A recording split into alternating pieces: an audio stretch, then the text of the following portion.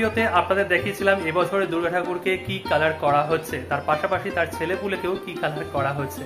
আর আজকে দেখাচ্ছি, আজকে অ্যাকচুয়ালি মহালয়ার দিন, তো সন্দীপন এখানে দুর্গা ঠাকুরের চক্ষুদান করে ফেলেছে। আর শুধুমাত্র এখানে দুর্গা ঠাকুর নয়, দুর্গা ঠাকুরের এখানে যে অসুর রয়েছে আর নিচে যে সিংহ রয়েছে, সঙ্গে মহিষ রয়েছে, সমস্তটাই প্রায় কমপ্লিট হয়ে এসছে। আরও কিছুটা কাজ বাকি রয়েছে, চলুন সামনে থেকে দেখিয়ে দিই, তাহলে পুরোপুরিভাবে আপনারা বুঝতে পারবেন।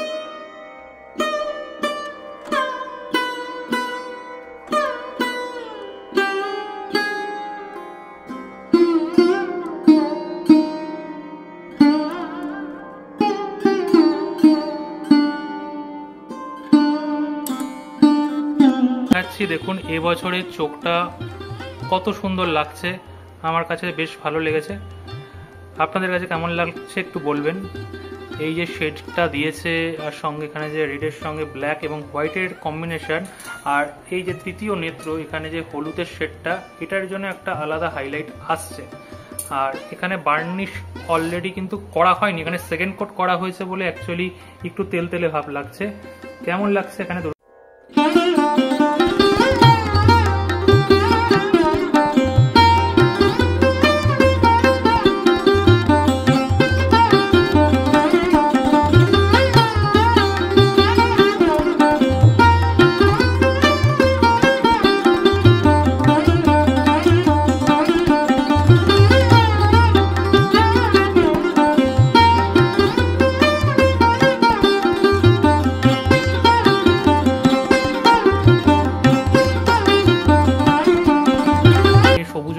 অনেক কিছু দেখেছেন আপনারা, তো এটা অ্যাকুরেট একটা কালার রাখছে। আর সঙ্গে এখানে যে লাল রঙের যে ঠোঁটটা করা হয়েছে, সঙ্গে গোপটা কিন্তু আমার কাছে অন্তত ভালো লেগেছে। এবার আপনাদের কাছে কেমন লেগেছে আপনারা অবশ্যই আপনাদের মতামতগুলো তুলবেন।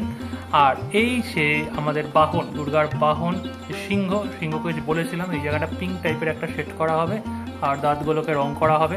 আর এই সাইডটা দেখুন, এখানে কিন্তু হলুদ রঙের একটা হাইলাইট রয়েছে। তো এটাও আপনারা বলবেন কেমন লাগছে, একটু মাস্কুলার লাগছে, একটু পেশি বহুল লাগছে। রং করার পর ব্যাপারটা ফুটে উঠছে সম্পূর্ণভাবে।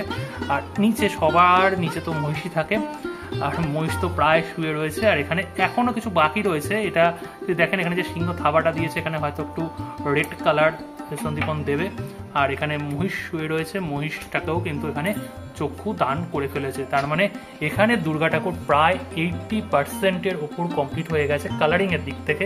এরপরে সাজের বেলা, জাগো মা জাগো মা জাগো মা জাগো মা জাগো মা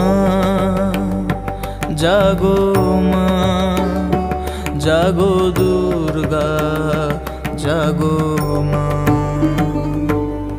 বিশ্ব জুড়ে হিংসা দেশ যুদ্ধ হানাহানি, কেমন করে গাইব মাগো তোমার আগমনী।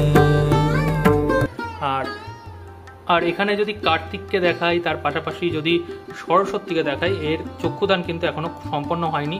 পরবর্তী ভিডিওতে অবশ্যই আপনাদের সাথে শেয়ার করব কার্তিককে এবং সরস্বতীকে কেমন লাগছে। আর এখানে যদি দেখাই, গণেশ দেখতে পাচ্ছেন, লক্ষ্মী দেখতে পাচ্ছেন, এখানেও কিন্তু চক্ষুদান এখনো সম্পন্ন হয়নি। পরের ভিডিওতে এই দুটোও কিন্তু আমি কমপ্লিট করে দেবো। আর আপনারা বলুন এখানে যে কোট রং করা হয়ে গেছে, 2 কোট রং করা হয়ে গেছে, 2 কোট রং করার পর কেমন দেখতে লাগছে।